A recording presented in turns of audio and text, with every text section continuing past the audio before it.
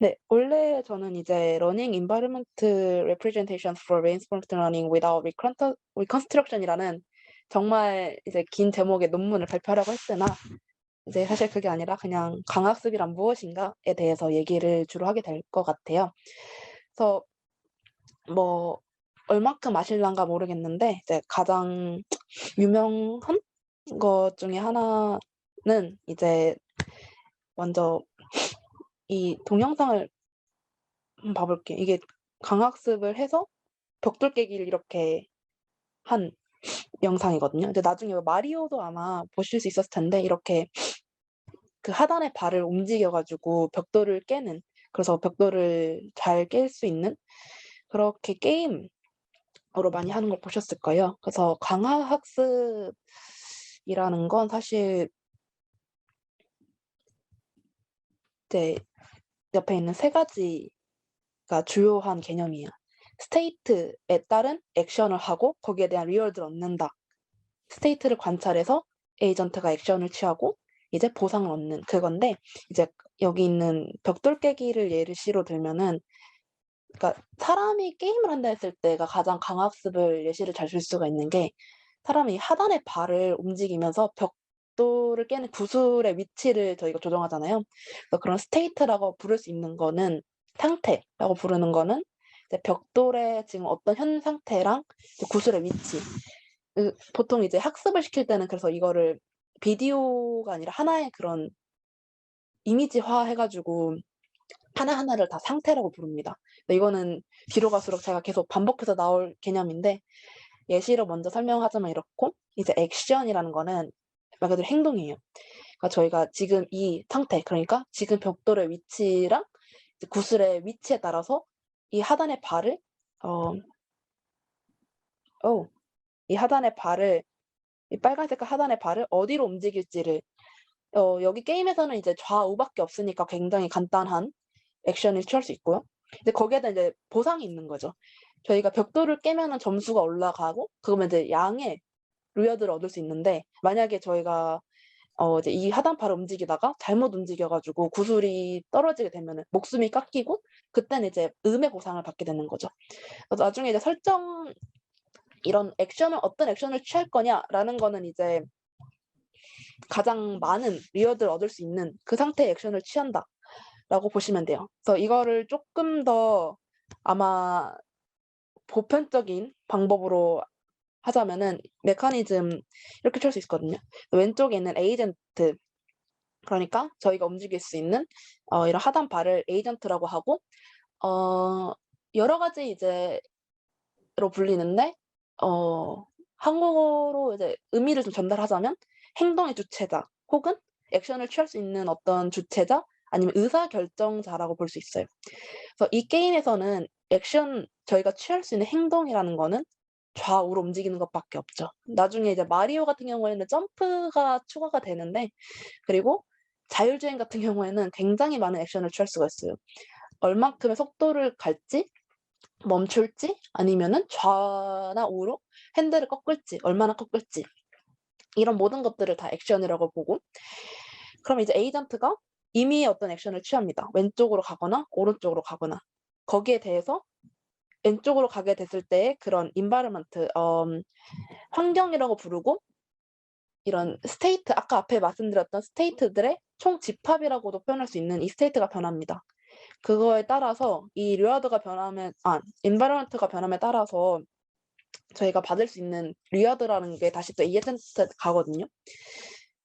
그게 이제 보상이라고 해서 순수하게 이제 좋은 보상만 있는 것도 있고, 제가 이제 공이 오른쪽에 있는데 액션을 오른쪽으로 취하면 그만큼 공이랑 가까워지면서 양의 보상을 받으면서 그렇게 갈 수 있지만, 만약에 공이 오른쪽에 있는데 이 하단의 바가 왼쪽에 있으면서 되면은 이제 음의 보상을 받게 되고, 이제 나중에 학습을 진행하다 보면서는 이제 양의 보상을 받을 수 있는 쪽으로 하게 되고, 또 그다음에 어쨌든 행동을 취함으로써 환경에 영향을 주거든요, 액션을 취함으로써. 그렇게 해서 이제 새로운 상태, 새로운 스테이트로 업데이트가 됩니다. 그래서 이것들이 반복이 되는 거예요. 에이전트가 액션을 취하고 그다음에 엔바이런먼트가 이제 영향을 받고, 그 영향을 받은 엔바이런먼트로 인해서 또 에이전트가 어떤 새로운 액션을 취하고 이것들이 계속 반복되는 게 정말 기본적인 강화학습의 원리라고 보시면 됩니다. 그래서 이 강화학습은 굉장히 많은 수학적인 특히 확률적인 것에 기반을 많이 두고 있어요.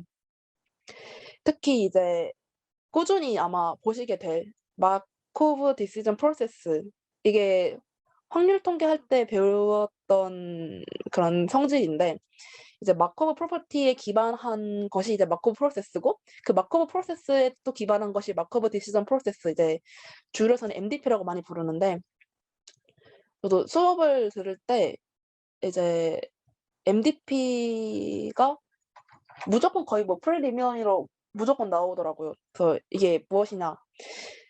미래는 현재로부터 정해지고 과거는 영향을 주지 못한다라는 거예요. 그러니까 저희가 이제 스테이트에 따라서 액션을 취하고 계속 변하잖아요. 근데 이제 여기서 엄밀하겐 1초 단위로 만약에 저희가 측정을 했다면은 1초 전의 과거만이 지금을 정할 수 있고 2초 전의 과거는 영향을 주지 않는다. 이런 성질을 가진 확률 과정, 그 스코스태틱 프로세스를 이제 마코브 프로세스라고 하고 이런 성질 딱 1초 전에 그러니까 다 바로 그 과거에서만 죄송해요.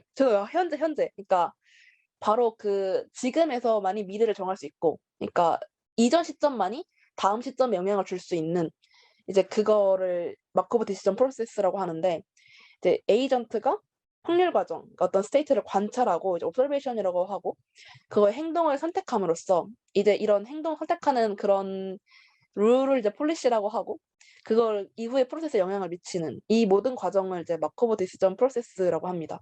일단 제가 최대한 수학적인 거를 일단 빼고 개념적인 것만 말씀을 드리고 있는데 네. 일단 이렇게 해야지 안 그러면은 너무나 많은 변수들과 확률을 따져야 돼 가지고 광학습은 이렇게 얘기하는 걸로 네.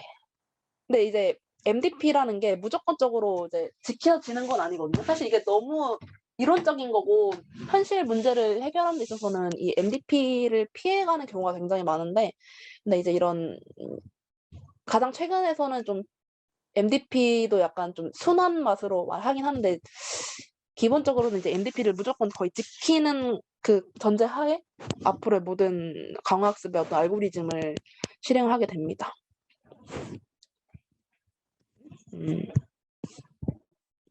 그래서 이제 이 MDP를 이제 수식적으로 표현을 하자면은 수식적이라기보다는 이제 기초적인 그 개념이 웬만한 MDP 기반 논문에서는 이거를 꼭 다 언급하고 가거든요. 그래서 MDP라는 그 프로세스의 어떤 수식들은 다 이 6개의 파라미터 안에서 결정이 됩니다. T, S 그다음에 이제 액션 스페이스 그리고 이제 나중에 뒤에 가서는 PT랑 RT 그리고 감마 6개가 되는데 먼저 이 T는 의사결정 시점들의 집합인 거예요. 보통은 이제 순차적인 그러니까 어떤 시퀀셜한 상태에서의 의사결정자 에이전트가 의사결정을 하는 데 걸리는 시간인 겁니다. 그리고 이제 이 T가 나중에 뒤에 가면은 이 스몰 t로 바뀌면서 나중에 이게 확률이랑 릴러드에 좀 영향을 미치는데요. 일단은 또 다른 이제 S는 상태 공간이라고 말합니다. 단순 환경으로서 관찰 가능한 상태 집합인 거예요.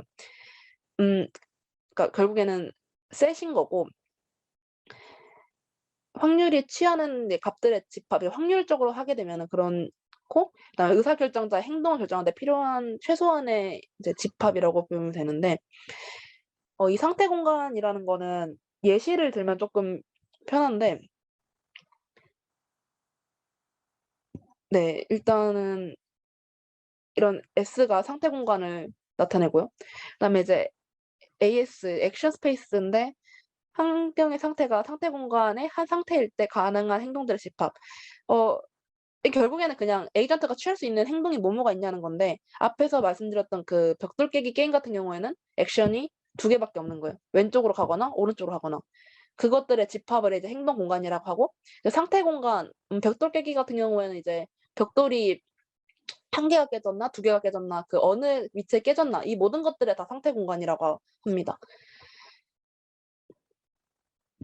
그리고 이제 필요한 게 상태 전이 확률인데요.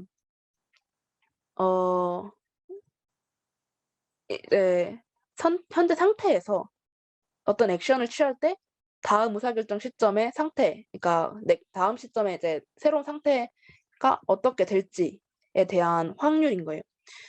어 벽돌 깨기를 예로 들면은 이제 제가 현재 상태 뭐 가운데 있다고 했을 때 그 상태파가 그 하단의 파가 행동을 취할 때 두 개가 있겠죠. A1과 A2 왼쪽으로 가거나 오른쪽으로 가거나.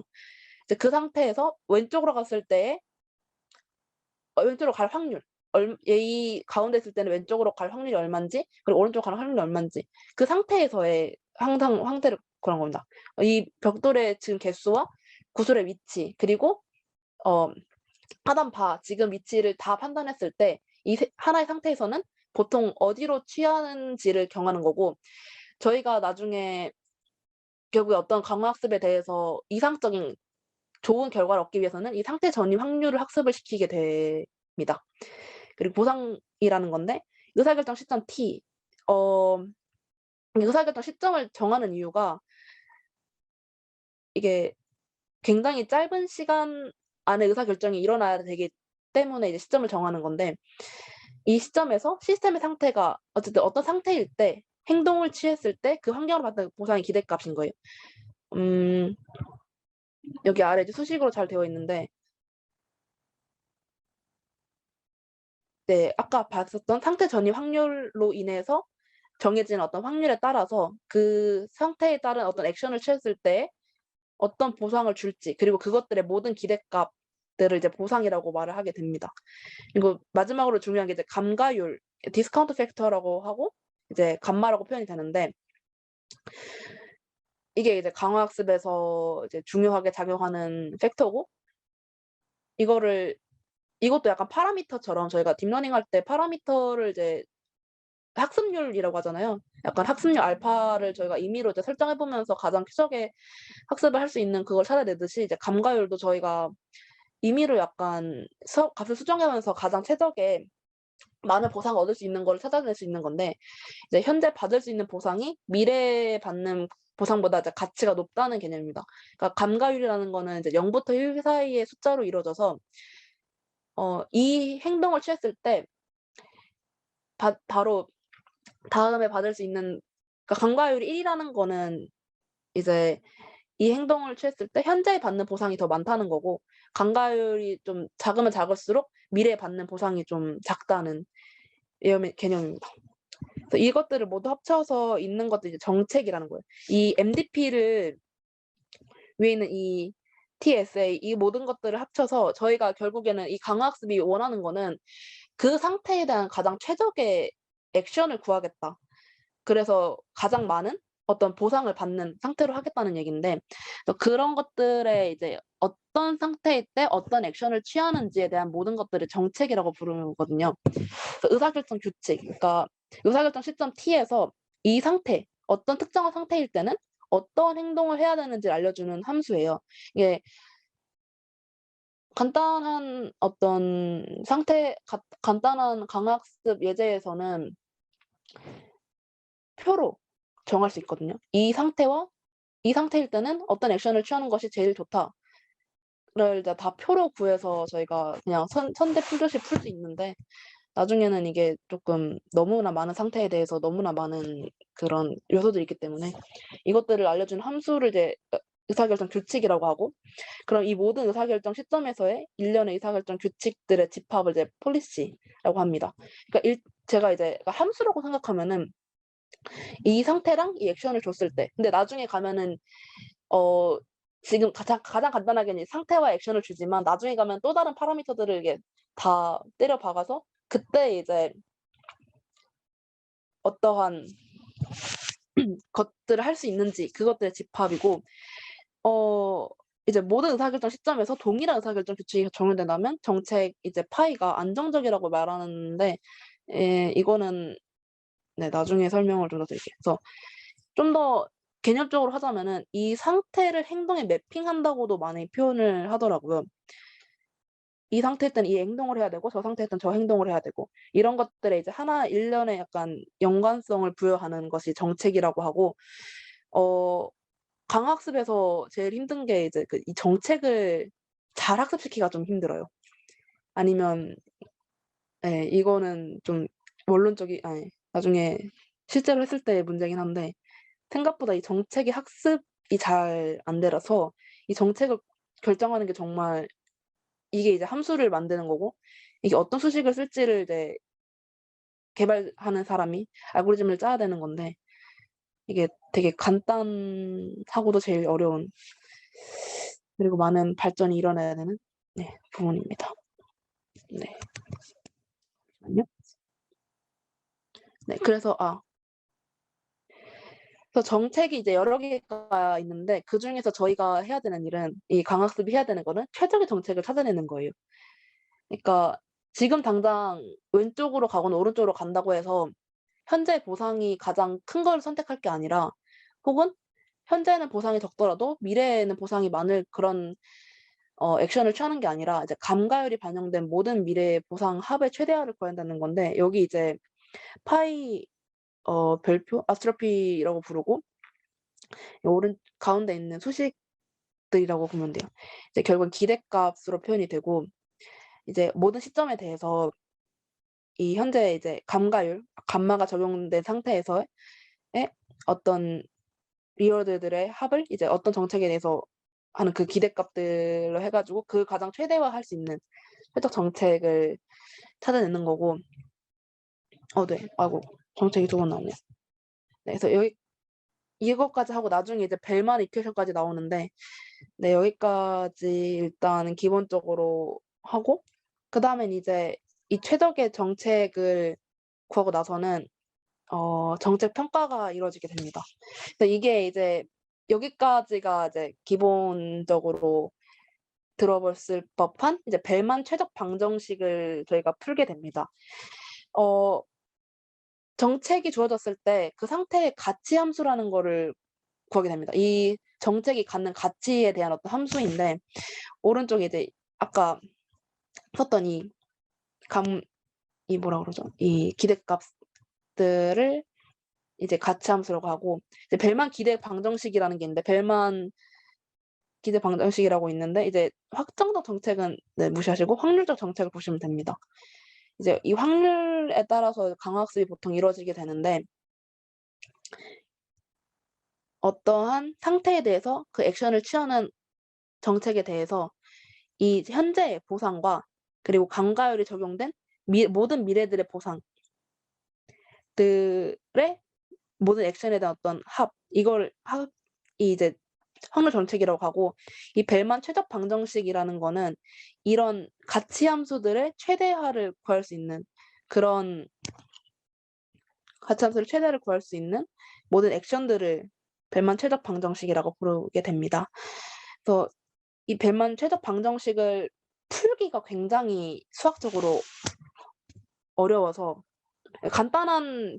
간단한 상태에서 간단한 액션과 간단한 스테이트 별로 얼마 없을 때는 되게 그냥 수식으로 풀 수 있는데 나중에 정말 많은 파라미터들이 있을 때는 이 벨만 최적 방정식을 수식적으로는 완벽한 해를 구할 수는 없고 이제 확률로서 이제 접근을 해 가지고 가장 비슷한 이제 근접치를 이제 구하게 되는데 어 네 이제 여기까지 이제 벨만 최적 방정식을 이제 푼다. 그 가치 함수라는 거를 찾아내고 이제 푼다는 거 정도만 알아두시면 되고 그다음에 이제 강화학습 방법론이 있어요. 이게 이 네.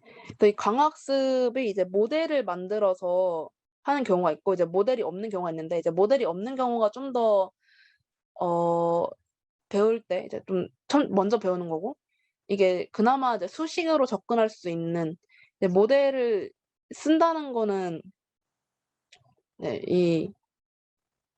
저희가 이제 딥 레인포스먼트 러닝을 같이 함께 한다는 얘기이기도 하고요. 그래서 모델이 없이 하는 거는 그냥 오롯이 수학적으로 푸는 건데 사실 이거는 거의 어 비전에서는 거의 못 쓰인다고 봐야 돼요. 왜냐면 나중에 컨볼루션 레이어를 포함을 해 가지고 정책을 사용하게 되는데 그럴 수가 없어 가지고 대신 이제 최적 행동 가치 감수 추정이 있고 최적 정책을 직접적으로 탐색하는 방법이 있는데 이제 근데 이것까지 하는 이유는 나중에 이 이게 결국에 제가 하고 싶었던 거는 이제 다음 주에 하게 될 것 같은데 일단은 여기까지입니다.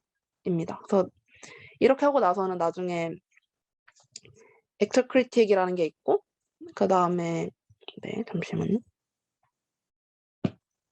어 이제 액터 크리틱을 하게 되면서 이제 수식으로 많이 넘어가게 되는데 네 일단은 제가 준비한 건 여기까지입니다.